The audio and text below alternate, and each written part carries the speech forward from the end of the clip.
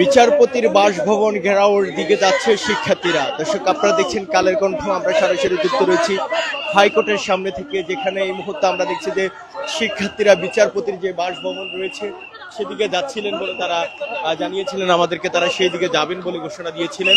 অর্থাৎ তারা বলছেন যে আপনারা জানেন যে অর্থাৎ প্রধান বিচারপতির বিরুদ্ধে মূলত আজকে সকালে সড়কে নেমে আসে শিক্ষার্থীরা। তারা হাইকোর্টের সামনে কিন্তু অর্থাৎ আমরা দেখেছি যে তারা অবরোধ করে এবং তারা বলেছেন যে প্রধান বিচারপতি বিচার অর্থাৎ পদত্যাগ না করা পর্যন্ত তারা তাদের সেই আন্দোলন চালিয়ে যাবেন। আমরা দেখছি যে ইতিমধ্যে প্রধান বিচারপতি পদত্যাগের প্রক্রিয়াধীন, এখনো যদি আনুষ্ঠানিকভাবে তিনি পদত্যাগ করেছেন সেটি ঘোষণা করা হয়নি। তবে শিক্ষার্থীরা আমরা দেখছি যে এখনো সড়ক ছাড়েননি।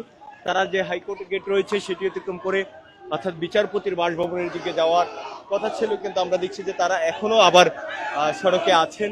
অর্থাৎ যে হাইকোর্টের গেটের সামনে থেকে কিন্তু তারা ঘুরে দাঁড়িয়েছেন এবং পুনরায় হাইকোর্টের দিকে কিন্তু আমরা যাচ্ছি। এমনটি কিন্তু আমরা দেখছি যে তারা আবারও ভেতরের দিকে যাচ্ছি।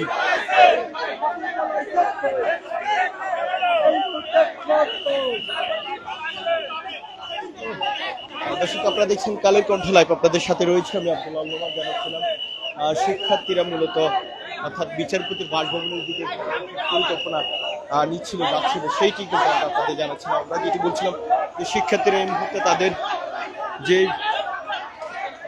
ঘেরাও কর্মসূচি সেটি কিন্তু তারা ফিরে এসেছে। এই মুহূর্তে তারা আবার পুনরায় তাদের যে বিক্ষোভ মিছিল সেটি নিয়ে কিন্তু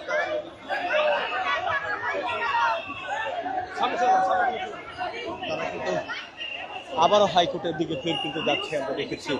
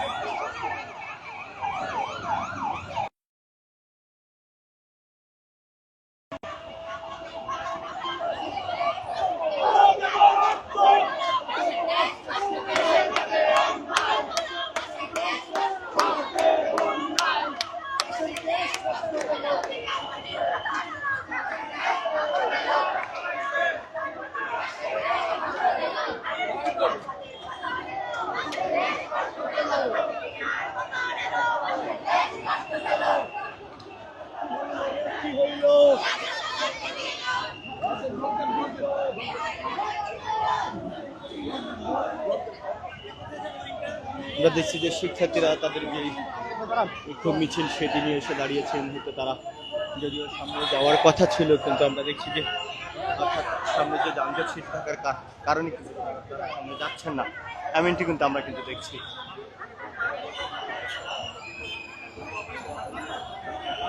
এই মুহূর্তে আমরা রয়েছি সরাসরি হাইকোর্টের দ্বিতীয় গেটে, যেখানে শিক্ষার্থীরা মিছিল নিয়ে আসছেন, তারা আন্দোলন করছেন। অর্থাৎ চিফ জাস্টিস প্রধান বিচারপতি ওবায়দুল হাসানকে পদত্যাগের দাবিতে সকাল থেকে তারা হাইকোর্ট অবরোধ করে রেখেছেন। আমরা দেখেছি সেখানে কিন্তু তারা সকাল থেকে স্লোগান দিয়েছিলেন এবং তারা আলটিমেটাম দিয়েছিলেন বেলা 1টার মধ্যে চিফ জাস্টিস যাতে অর্থাৎ প্রধান বিচারপতি যাতে পদত্যাগ করেন, এমনটি কিন্তু তারা স্লোগান দিয়েছিলেন। আমরা দেখেছি এই মুহূর্তে খবর এসেছে অর্থাৎ প্রধান বিচারপতি পদত্যাগের বিষয়টি প্রক্রিয়াধীন, তিনি পদত্যাগ করবেন এমনকি কিন্তু সংবাদ এসেছে।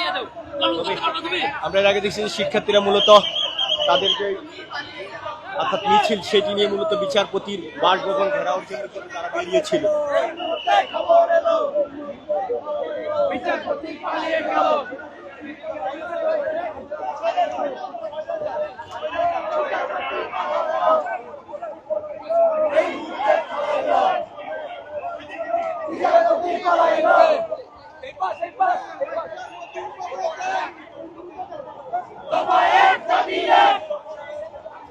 বিচারপতির পদক চাই। বিচারপতি পালিয়ে গেল। এই মুহূর্তে খবর এলো।